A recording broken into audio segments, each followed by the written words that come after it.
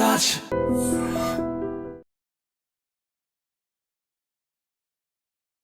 Hi guys, welcome to I dream. నేను మీ Chanakya. Secunderabad clock tower ముందు ఒక పర్సన్ అయితే ఒక్కరోజు కూడా మిస్ అవ్వకుండా బ్రేక్ఫాస్ట్ అనేది కూడా సర్వ్ చేస్తూ ఉన్నాడు. అది కూడా ఎవరైతే రోడ్ సైడ్ ఉంటారో, ఫుడ్ లేకుండా ఉంటారో వాళ్ళందరికీ, మరి ఇంటి నుంచి తప్పిపోయి వచ్చిన వాళ్ళకి. మరి ఎందుకు ఇలా చేస్తున్నాడు? అసలు ఎవరు ఆ పర్సన్? మరి ఎన్ని సంవత్సరాల నుంచి ఇదంతా చేస్తున్నాడు? మరి నాతో పాటు మీకు కూడా తెలుసుకోవాలనుంది కదా. మరి అయితే వెళ్దాం. అక్కడికి వెళ్ళి ఎవరు ఆ పర్సన్, ఎందుకు ఇదంతా చేస్తున్నారు? సార్ నమస్తే. నమస్కారం అండి. ఎవరు సార్ మీరు? ఎందుకు చేస్తున్నారు ఇదంతా? సార్ నేను ఒక భారతీయ పౌరుణ్ణి. ఓకే. నా భారతదేశం బాగుండాలా, నా భారతదేశంలో ఉన్న ప్రతి ఒక్కరు మంచిగా ఉండాలి సార్. దాంట్లో కష్టపడి ఆకలితో ఉన్న వారి కడుపు నిండాలా. వారి కడుపు నిండితే వాళ్ళు ఏదైనా పని చేసుకుంటారు. పని చేసుకుంటే వారి కుటుంబాలకి వాళ్ళకి మేలు జరుగుతుందని ఒక చిన్న ప్రయత్నం. ఇంతకు మీ పేరు? నా పేరు శామ్యూల్ అండి.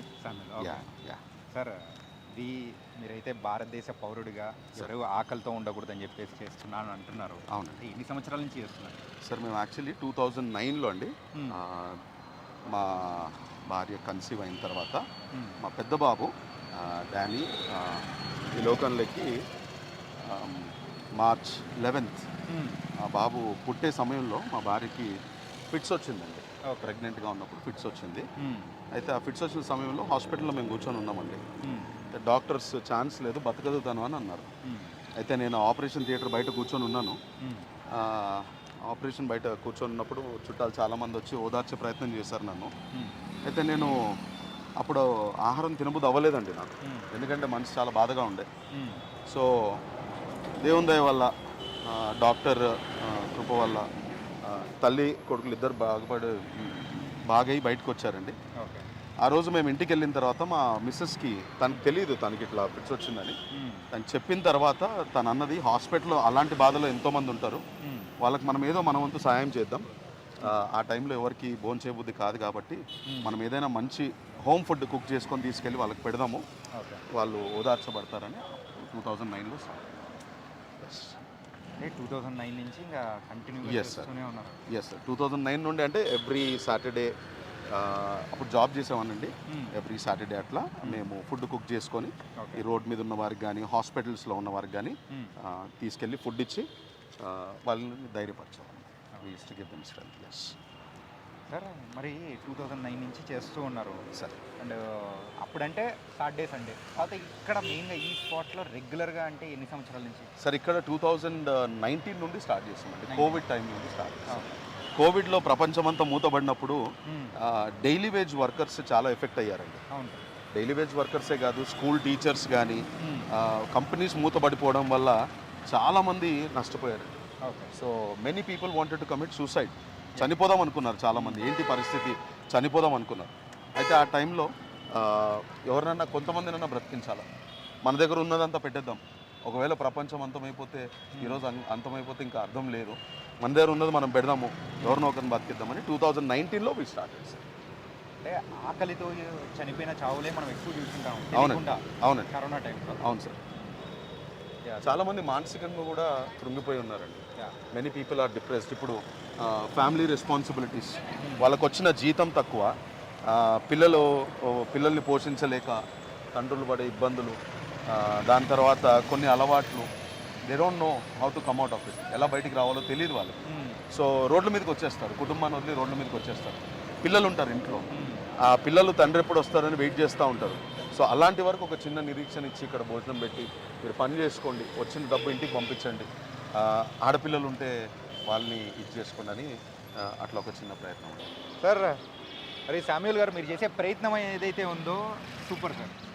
అండ్ ఇన్ని సంవత్సరాల నుంచి కంటిన్యూగా చేస్తూ ఉన్నారు. నేను కూడా సికింద్రాబాద్కి ఎప్పుడైనా కానీ స్టేషన్కి వెళ్ళేటప్పుడు చూసినప్పుడు ఒక 2-3 టైమ్స్ చూసే ఉన్నా. ఏంటో అనుకున్నాము, కానీ ఇట్లా రెగ్యులర్గా అని తెలిసిన తర్వాత ఫెల్ వెరీ హ్యాపీ. అండ్ దీని వెనకాల ఉన్న మెయిన్ మోటో అంటే ఇదేనా సార్? సార్, నేను కూడా అంటే లైఫ్లో కొన్ని ఓటమిలు చూశాను. I failed in my life. కొన్నిసార్లు మనకు ఏం తోచినప్పుడు, లైఫ్లో ఓడిపోయినప్పుడు ఎంతమంది ఉన్నా ఓదార్చే వాళ్ళు ఆ ఓదార్పు సరిపోదండి. So sometimes you want be alone, ఒంటరిగా ఉండాల్సి అనిపిస్తుంది. సో ఆ ఒంటరి క్షణాలలో సంథింగ్ స్టార్ట్స్ ఇన్ యూ, మనలో ఏదో ఒకటి పుట్టుకొస్తుంది. సో నాకు ఆకలి తెలుసండి. I know what is hunger. నేను ఉద్యోగం చేస్తున్నప్పుడు నా తల్లిదండ్రులు ఇద్దరు government employees, they took care of us well. కానీ యవ్వనప్రాయంలో కొన్ని నిర్ణయాలు తీసుకుంటాం మనం. Those decisions were very disturbing decisions. So దాని గురించి అని ఆకలి ఏంటో నాకు చాలా పరిచయం. I know what it is to hunger. Sir, ఒక మంచి బట్టలు వేసుకున్న వ్యక్తి మంచి కుటుంబానికి, ఎస్పెషలీ రెస్పెక్టెడ్ ఫ్యామిలీస్కి చెందిన వాళ్ళు ఎప్పుడు అడుక్కోరండి. They don't ask.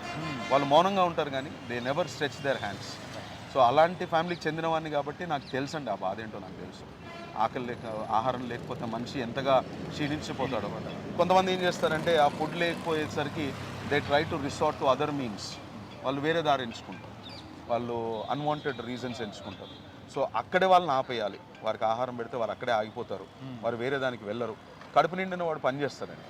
So that is my. మరి ఇక్కడ 2019 నుంచి చేస్తూ ఉన్నారు, అలాగే డైలీ ఎంతమంది వచ్చి తింటూ ఉంటారు అండ్ వాళ్ళకు సరిపడా మీరు ఎలా తీసుకొని వస్తున్నారు? Thanks to my wife, she knows. తనకు తెలుసండి ఎంత క్వాంటిటీ వండితే ఎంతమందికి సరిపోతుందని తనకు తెలుసు. సో ప్రతిరోజు నేను ఇక్కడ నుంచి వెళ్ళిన తర్వాత ఈరోజు ఇంతమంది వచ్చారంటే she gives me an estimate. ఇంతమంది వస్తారు, సో ఇంత వండండి, ఇంత తీసుకెళ్ళండి. ప్రతిరోజు మేము ఎంత పెట్టినా కానీ ఖచ్చితంగా ఒక 10-15 మంది మిగిలిపోతారండి. మిగిలిపోతారు. ఆ మిగిలిపోయిన వారికి మా వంతు అయిన టీ బిస్కెట్స్ కానీ, లేదా ఇక్కడ దగ్గరలో ఉన్న కొన్ని హోటల్స్లో లుక్ మీ అని దొరుకుతుంది, అది కానీ కొన్ని ఇవ్వడం జరుగుతుంది. ఒకవేళ మా దగ్గర if you're able to afford will buy it అండి. అప్రాక్సిమేట్లీ ఎంతమంది వస్తారు సార్? యావరేజ్ ఆన్ యావరేజ్ 350 మంది ఖచ్చితంగా ఉంటారండి. 350 మందికి రోజు అన్నదానం అనేది. కొంతమంది సెకండ్ టైం కూడా వస్తారు, తిన్నాక మళ్ళీ ఆకలి వేస్తే సెకండ్ టైం కూడా వస్తారు. మరి అలాంటి వాళ్ళ కోసం మళ్ళీ ఇస్తారా? లైన్లో వస్తే మళ్ళీ ఇస్తాం. లైన్లో వస్తే మళ్ళీ ఇస్తాం. వాళ్ళు ఎన్నిసార్లు అయినా తినొచ్చండి. లైన్లో వస్తే they can eat as many as time. మేమేంటంటే వీళ్ళకి ఒక చిన్న క్రమశిక్షణ నేర్పిస్తామండి. అంటే we try to tell them, ఒక చిన్న అడుగు మీరు మార్చుకోవడానికి ప్రయత్నిస్తే 10 అడుగులు వేరే వాళ్ళు మిమ్మల్ని బాగు చేయడానికి వస్తారని ఆ చిన్న ప్రయత్నం అన్నమాట. అందుకే మీరు చూడండి, అందరు లైన్లో నిలబడతారు, ఎవరు లైన్లో దూరరు, క్రమంగా ఉంటారు, ప్లేట్స్ కూడా డస్ట్బిన్లో వేస్తారు. సో అలాంటి కొన్ని హ్యాబిట్స్ వాళ్ళకి నేర్పిస్తూ ఉంటారు. మరి ఇలాంటి చేస్తూ ఉన్నప్పుడు ఖచ్చితంగా డైలీ పెట్టడం అంటే ఇట్స్ కొంచెం ట్రిక్కీగా అనిపిస్తుంది. అంటే మీకు ఫండ్స్ కానీ లేకపోతే మీకు మీరు చేసేదాన్ని తగ్గట్టు ఇది ఎలా హానర్ చేస్తున్నారు? Sir, we have a wonderful family. దేవుడు ఇచ్చిన చక్కటి తల్లిదండ్రులు, నా భార్య, నా అన్నదమ్ములు, తర్వాత మా బంధుమిత్రులు, we're all as a family. అందరూ దేవుని వల్ల మంచి they support us a lot sir. వాళ్ళు మా చేతులు పట్టుకుంటారు. ఇప్పటివరకు దేవుని కృప వలన శ్రేయభిలాషులు చాలామంది వచ్చి they see what we do. మేము ఏం చేస్తున్నామో వాళ్ళు చూస్తారండి ఇక్కడ. They come forward, but we don't ask. మనమైతే ఇట్లా ఉండదు. ఎందుకంటే నా బిలీఫ్ ఏంటంటే సార్, మన దగ్గర ఉన్నది పెట్టాలి. వేరే వాళ్ళు ఇచ్చింది మనం పెడితే, అంటే వాళ్ళంతకు వాళ్ళు సంతోషంగా ఇచ్చింది మనం పెడితే వాళ్ళకు కూడా అది ఆశీర్వాదం. కానీ మనం ఏదో దీన్ని ఒక ఆర్గనైజేషన్ లాగా రన్ చేస్తే అది అవ్వదండి. అంటే దీన్ని ఆర్గనైజేషన్లా నడిపించట్లేదు. This is just a service అండి. ఇది సర్వీస్. అయితే నేను నా పిల్లల దగ్గర కూడా ఇదే ప్రామిస్ తీసుకున్నాను. దేవుని వాళ్ళు 2 బాబులు చదువుకుంటున్నారు ఇప్పుడు. నా 3 బాబులు అండి. పెద్ద బాబు, రెండో బాబు, మూడో బాబు. అయితే మూడో బాబు మేము ఇక్కడ 1917లో దేవుని సన్నిధికి వెళ్ళిపోయాడండి మూడో బాబు. సో నా 2 కొడుకులకు కూడా నేను ఇదే చెప్పాను, నాన్న ఇక్కడ ఆకలితో ఉన్న వారికి మీరు చదువుకొని ఉద్యోగాలు చేసి వారికి ఆహారం పెట్టాలి. ఎందుకంటే ఈ లైన్లో చాలామంది గవర్నమెంట్ అఫీషియల్స్ని చూసామండి, చదువుకున్న వారిని చూసాం. ఈ లైన్స్లో గవర్నమెంట్ అఫీషియల్స్ని చూసాము. ఈ లైన్లో అమెరికా నుండి డిపోర్ట్ అయిన వాళ్ళని చూసాము. ఈ లైన్లో ధనవంతులను చూసాం సార్. ఒక వ్యక్తికి 40 acres ల్యాండ్ ఉండి భార్యతో గొడవపడి పారిపోదాం ఇంట్లోంచి అని వచ్చేసాడు. ఈ లైన్లో నిలబడ్డాడు. We were able to send him back to his house. ఈ లైన్లో చాలామంది స్త్రీలు ఇంట్లో భర్త పెట్టే ఈ ఇబ్బందులకు తట్టుకోలేక పిల్లల్ని తీసుకొని చనిపోదామని వస్తే రీసెంట్గానే వాళ్ళని మళ్ళీ వాళ్ళ హస్బెండ్తో యునైట్ చేసి, సో అలాంటి పనులు చేస్తూ ఉంటాం. Super sir. ఏంటంటే డైలీ అండ్ కేవలం ఫుడ్ వరకేనా, లేకపోతే ఇంకా వేరే సర్వీస్ ఏదైనా చేస్తూ ఉన్నారు? ఈ ఫుడ్ అయిపోయిన తర్వాత వీళ్ళలో గాయాలైన వారికి we try to treat them అండి. బేసిక్ ఫస్ట్ ఎయిడ్ నేర్చుకున్నాను నేను. సో వాళ్ళకి మందులు కానీ, వాళ్ళకి ఫస్ట్ ఎయిడ్ కానీ, కొన్ని అయితే అసలు మనం భరించలేమండి. ఎందుకంటే చాలామంది మీరు చూడండి, వీళ్ళలో 2-3 months వరకు స్నానాలు చేయరు. వాళ్ళకి సోర్స్ ఉండదు స్నానం చేయడానికి. సో వాళ్ళకి స్నానాలు చేసుకోవడానికి సోప్స్ అలా ఇచ్చి, బట్టలు కొనిచ్చి, కొత్త బట్టలు వేసుకుంటే పని ఇస్తారు ఎవరన్నా. ఈ బట్టలు ఎవరు పని ఇవ్వరండి వాళ్ళకి. వాళ్ళు ఎవరో అడుక్కునేవాడు అనుకుంటారు. సో ఒకవేళ వాళ్ళు బాగుంటే బార్బర్ దగ్గర తీసుకెళ్ళి వారికి హెయిర్ కట్ అప్ చేయించి వాళ్ళని కొంచెం బాగా చేసి, కనీసం వాళ్ళు రోజుకు ఒక 200 సంపాదించుకున్న ఒక 100 రూపీస్ తిన్నా 100 రూపీస్ దాచిపెట్టుకున్నా ఒక 10 డేస్కి 1000 రూపీస్ అయితే అది వాళ్ళ ఇంటికి పంపించచ్చు. So we try to train that. అదొక పని చేస్తాం. ఇంకా తర్వాత కొంతమందికి పాపం వాళ్ళకి తెలియదు వాళ్ళకి ఎంత సివియర్గా వాళ్ళు బాధపడుతున్నారని. పురుగులు వచ్చేస్తాయండి కాళ్ళలో. They have worms in their feet. కాళ్ళలో పురుగులు వచ్చేస్తాయి. సో ఆ పురుగులు నేను కూడా ఫస్ట్ టైం చూసినప్పుడు చాలా భయపడ్డానండి. మనిషి శరీరంలో పురుగులు ఏంటి అని. కొన్ని వందల పురుగులు ఇట్లా కాళ్ళల్లో ఉండిపోతాయి.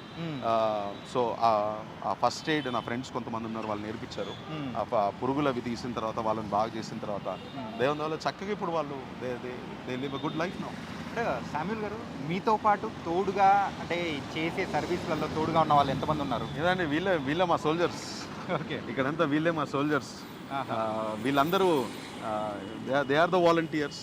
ఇది వాళ్ళ ఫుడ్, ఇది వాళ్ళ ఇల్లు. సో ఇక్కడ తెచ్చిన తర్వాత వాళ్ళే ఇక్కడ ఉంటారు, వాళ్ళే సర్వ్ చేస్తారు, వాళ్ళే హెల్ప్ చేస్తారు. సో హాలిడేస్ ఉన్నప్పుడు ఫ్యామిలీ జాయిన్ అవుతుందండి. మా వైఫ్ పిల్లలు కూడా వచ్చి జాయిన్ అవుతారు. కొంతమంది ఫ్రెండ్స్ జాయిన్ అవుతారు. Those who know about us they come and join. కానీ ఇన్ని సంవత్సరాల నుంచి చేస్తూ ఉన్నా కానీ నిస్వార్థంగా చేయడం అనేది నిజంగా హ్యాట్స్ ఆఫ్ సార్. సార్ ఏం తీసుకెళ్తాం సార్? ఏం తీసుకెళ్తామండి? ఎవరు ఏది తీసుకెళ్ళలేదు. అంటే ఉన్న కొద్ది రోజుల్లో సార్ నేను ఒకరోజు ట్యాంక్ బండ్ మీద కూర్చొని 2007లో ట్యాంక్ బండ్లో దూకి చనిపోదాం అనుకొని డిసైడ్ చేసుకున్న వ్యక్తినండి. అంత కష్టం ఎందుకు వచ్చింది నా లైఫ్లో? అంటే నేను చెప్పాను కదండి, యవ్వన ప్రాయంలో కొన్ని డిసిషన్స్ మనం తీసుకుంటాం. ఎవరిని బ్లేమ్ చేయలేం, కానీ అవి మన డిసిషన్సే, మన నిర్ణయాలే. కొన్నిసార్లు అవి హానికరం మనకి. సో చనిపోదాం అనుకున్న సమయంలో దేవుడు నాతో మాట్లాడి, నేను నీకు ఒక మంచి అవకాశం ఇస్తా బ్రతకడానికి అని చెప్పిన తర్వాత స్టార్టెడ్ ప్రే.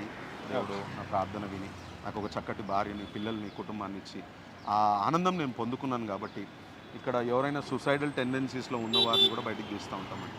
కొన్ని సాక్ష్యాలు మేము వింటూ ఉంటాం. ఇక్కడికి వచ్చి వాళ్ళు చెప్తూ ఉంటారు, అన్న ఈ రోజు చనిపోదాం అనుకున్నామన్నా, కానీ మీతో మాట్లాడిన తర్వాత బతుకుతామన్నా మేము అని ఒక చిన్న ఆశ. They have a small hope. ఎవరో వాళ్ళకి పిలిచి ఉద్యోగం ఇస్తారు.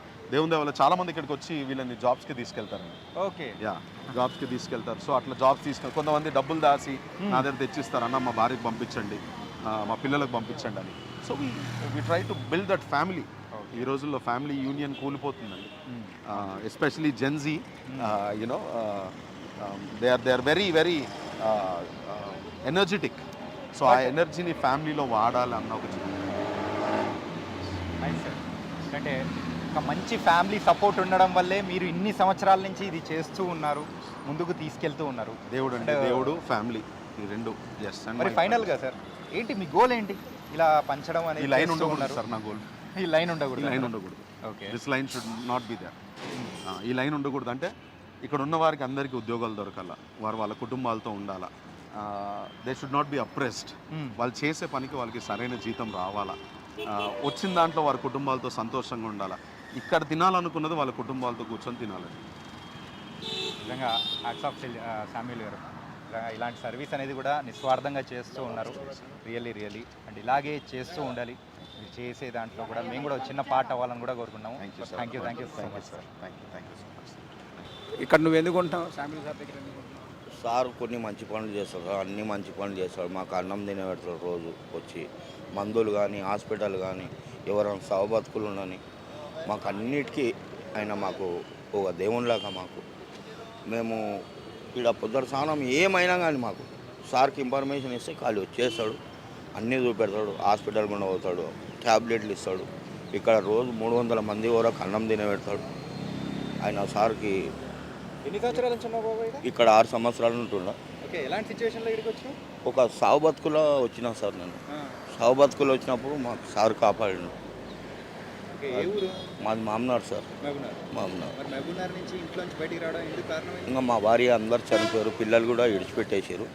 ఆ టైంలో వచ్చినప్పుడు సార్ మమ్మల్ని ఆదుకున్నాడు. నా కాలు గిట్లా విరిగిపోతే కాలు కూడా మంచిగా చేయించింది. అన్ని విధాలుగా హాస్పిటల్ ఉండి ఒక మనిషిని పెట్టి అన్నీ చేయించింది మాకు. అన్ని విధాలా మంచిగా చేస్తాడు సార్ మాకు. ఈడ ఉన్న పేదోళ్ళకు మాత్రం ఆల్మోస్ట్ అన్నీ మంచిగా చేసేస్తాడు. ఏముండని హాస్పిటల్ ఉండని, ట్యాబ్లెట్లు ఉండని, ఏముండని ఆయన అన్నీ మంచిగా చేస్తాడు. ఆయన పిల్లలు ఆయన చల్లగా ఉండని, ఇంకా ఆయనకు దేవుడు ఇంకా కలిగి అని, ఇంకా సేవ చేయడానికి ఇంకా జర గట్టితనం అని సార్కు. నా పేరు మురళి సార్. మురళి. సారు ఆయన కాళ్ళ మీద వాళ్ళం మేము తక్కువ. ఆయన మాకు ఇక్కడ ఉన్న వాళ్ళకి ప్రతి మంచికి నాకని కాదు కొన్ని వందల మందికి సాయం చేసిండు. సాగు బతుకుల్లో కూడా కాపాడిండు ఆయన. ఆయనకు చేతి అది ఆయన పిల్లలు కానీ ఆయన కానీ ఇవాళ నేను ఇక్కడ ఉన్నా అంటే ఆయన దయవాళ్ళని ఇక్కడ ఇట్లా బతుకున్నా అంటే ఆ 5 రూపాయల అన్నం వలన ఈ కరెంట్ ఆఫీస్లో కానీ ఆయన చేసిన నాకు పుణ్యమే. అంటే అక్కడ ఇక్కడ పనులు చేసుకుంటూ మీరు జీతాన్ని ముందు తీసుకుంటారు. ఆ సార్ దయనే అనుకున్నాను. ఆ సార్ లేకపోతే ఇవాళ నేను ఇలా ఉన్నాను. ఎన్నో రైలు కింద వాడు చనిపోదాం అనుకున్నాను.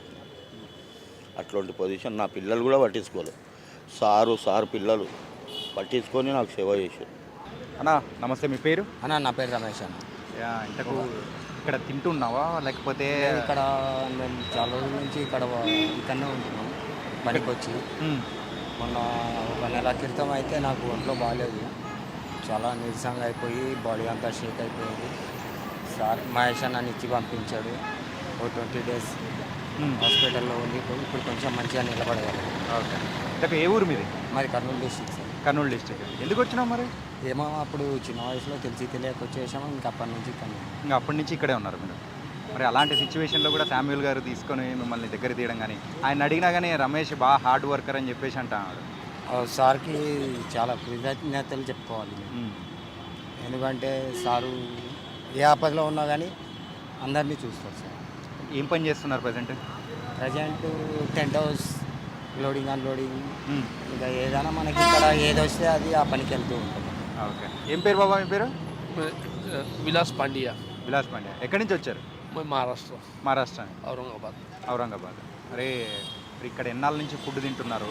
ये मैं दिसंबर 24 लास्ट दिसंबर 25 तारीख को क्रिसमस था, वो टाइम यहाँ आया हूँ। ठीक है. तब से मैं देखा लाइन का, डॉक्टर साहब का लाइन चालू है। मेरे को उस टाइम बहुत भूख लगी थी।